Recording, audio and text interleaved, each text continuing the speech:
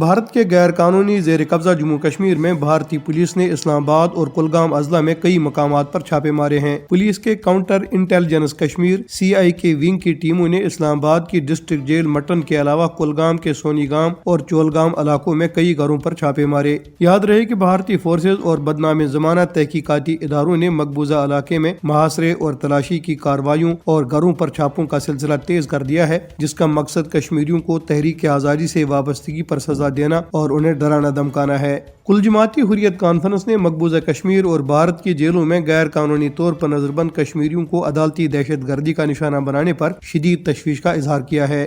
کل جماعتی حریت کانفرنس کے ترجمان ایڈوکیٹ عبدالرشید منہاس نے سری نگر میں جاری ایک بیان میں اقوام متحدہ، انسانی حقوق کے اداروں اور عالمی عدالت انصاف پر زور دیا ہے کہ وہ کشمیری سیاسی نظر بندوں کو مسلسل عدالتی دہشت گردی کا نشانہ بنانے کے مذموم عمل کا نوٹس لیں۔